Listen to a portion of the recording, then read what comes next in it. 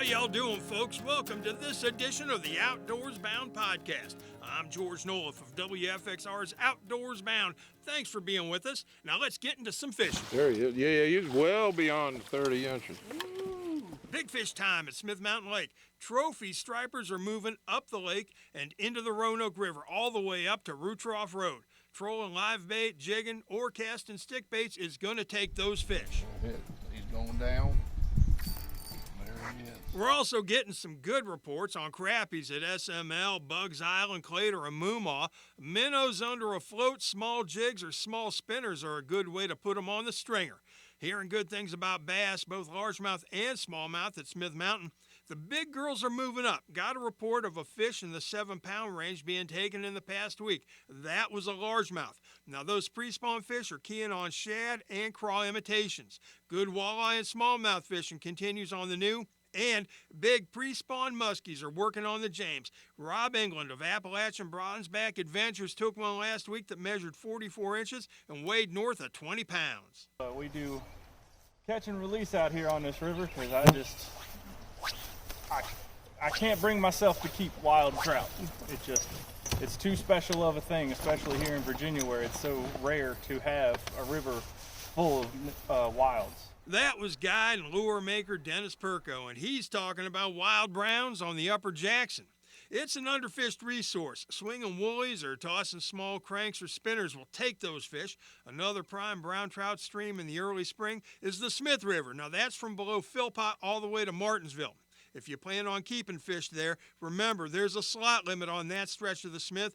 Any fish between 10 and 24 inches has to go back.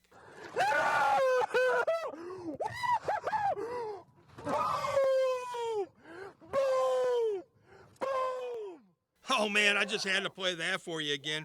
That's pro angler David Dudley of Lynchburg after he caught a 9-pound, 11-ounce largemouth in a Major League Fishing event a couple weeks back. Dudley cashed a $10,000 paycheck down to Sandy Cooper. Still waiting on official confirmation, but it looks like a new lake record muskie's been caught out of SML. Greg Mitchell of Vinton caught that fish last fall. It weighed 38.5 pounds, measured almost 52 inches long. Now, speaking of big muskies, one of the top muskie anglers in the country is Stephen Paul of the Muskie 360 podcast. I fished with him, learned a lot. Stephen says muskies have a reputation for being hard to catch, but there are things you can do to improve your success rate, like doing a little map study. You know, it's funny. You look at a body of water and you look on a map, and we're studying the structure and things of that nature, and we're looking at the topography of this lake, if you will. You know, on a map, 200 acres seems small. Well, you're not just going to walk out there every time and hit it unless you're strategizing. So you've got to get coverage. You've got to sort of put your time in on that. But, you know, especially with bigger bodies of water or rivers, you know, having a strategy of where you're going to be targeting fish, because at the end of the day, like I said, it's just a lure. It's one cast. It's the right singular cast of the day that's the difference between success and failure. But what can we do to narrow that your scope of search? What can we do to hasten that process and reach success quicker every time we hit the water? And a lot of that's systemic of some of these concepts I mentioned a second ago, but mainly structure is going to be very indicative of that, where you can eliminate a tremendous amount of water that is going to be unproductive. And George, I'm sure you've heard it over your storied career. How many times have you heard, 90% of the fish are in 10% of the water, right? Well, that bodes true in some capacity. There are places where there are higher concentrations of bait fish and subsequently higher concentrations of predators. And that's based on structure, because fish have a hierarchy of needs.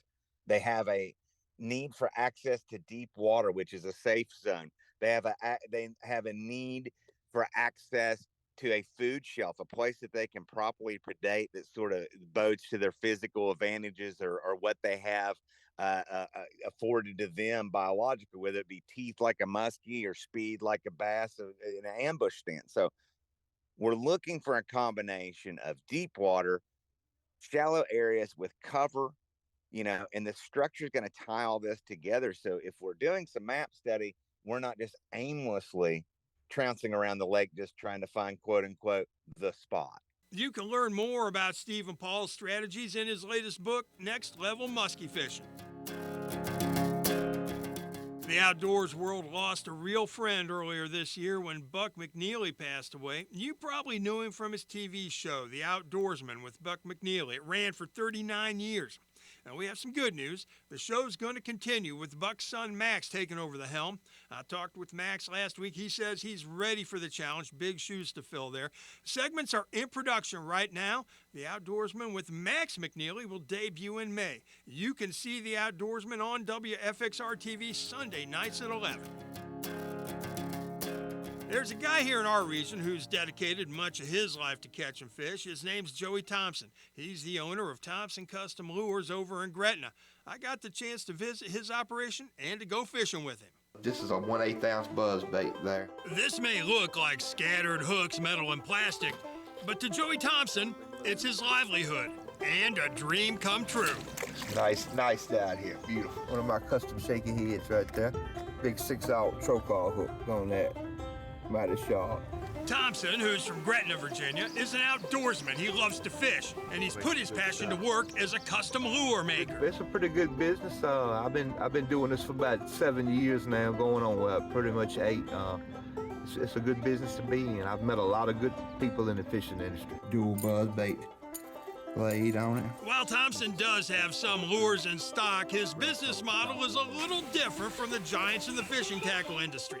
Instead of mass production, it's order to order. Thompson custom makes or paints most of his lures. Spinner baits, jigs, shaky heads, Ned rigs, buzz baits. And he does it to the specifics ordered by individual customers. I don't really make pre-made lures because everybody wants different stuff, and I make a lot of lures that people can customize all the blade colors and different color heads and different color skirts, even down to the color hooks is on them. This is a new kind of type lure that they got out, but this is a swimming, diving eel.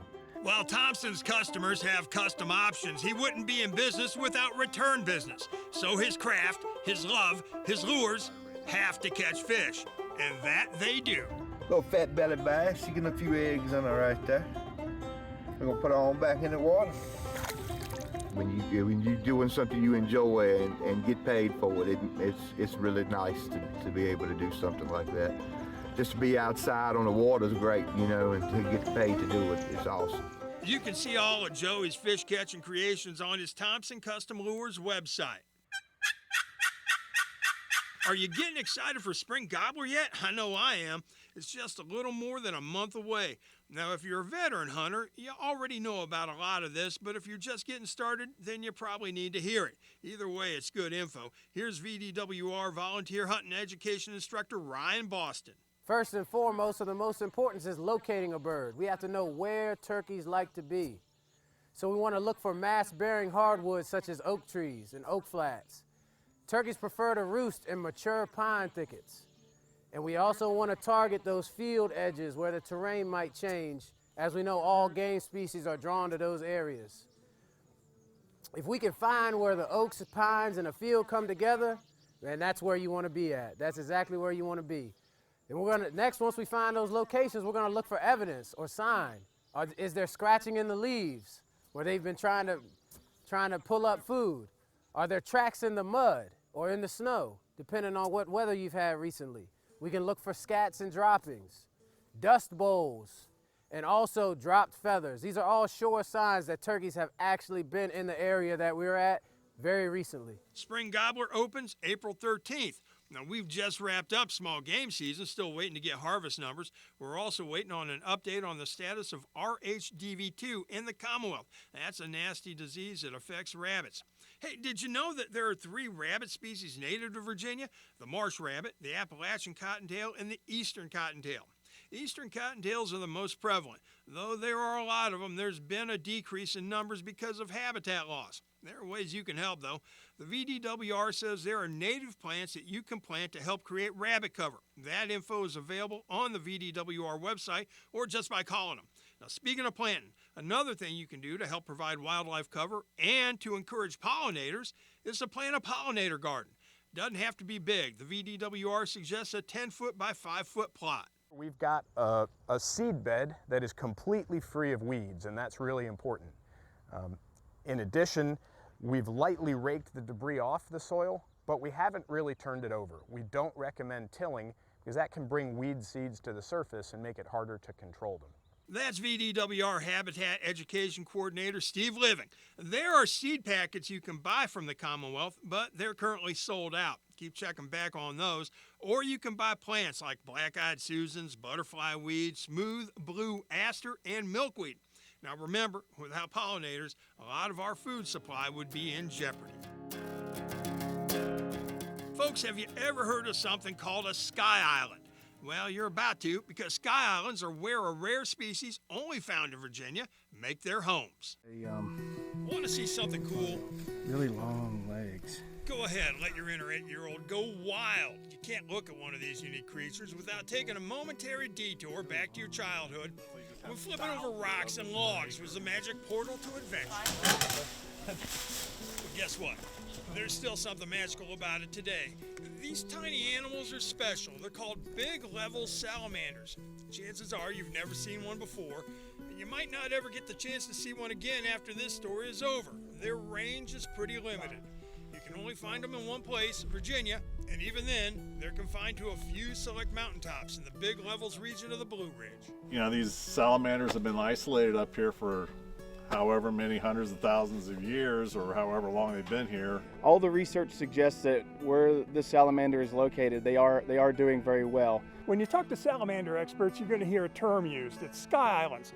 So what's a sky island? Well, it may conjure up visions of the movie Avatar with those rocks that kind of floated in the sky. But what we're talking about are those mountaintops over there. Each one is its own ecosystem. And when it comes to salamanders, they are vital.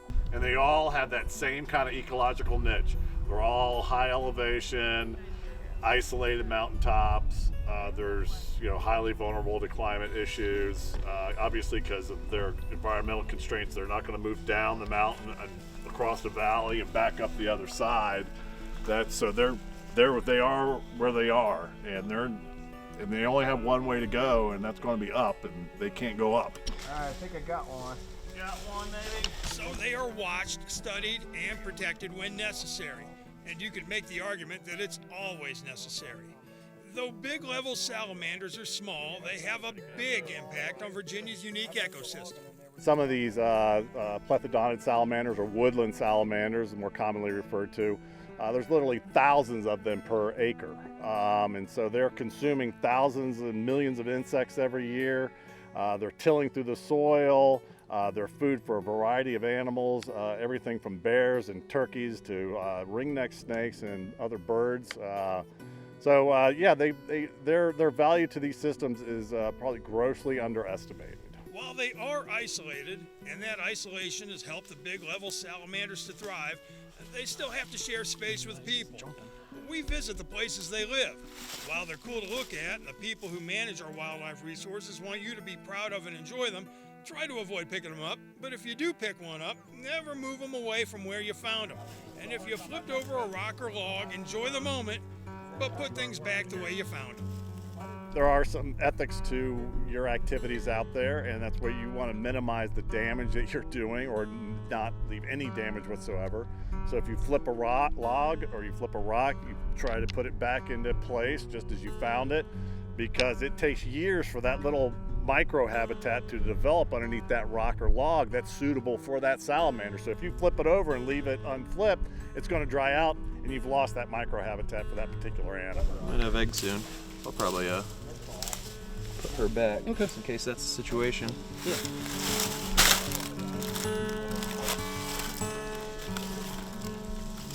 Go on now.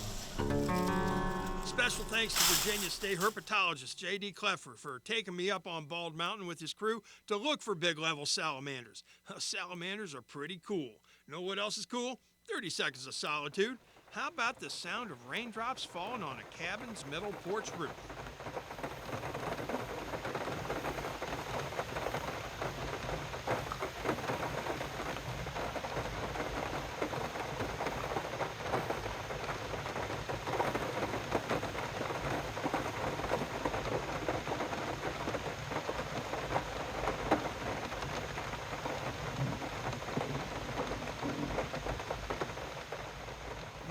just love that sound. Almost makes me want to take a nap.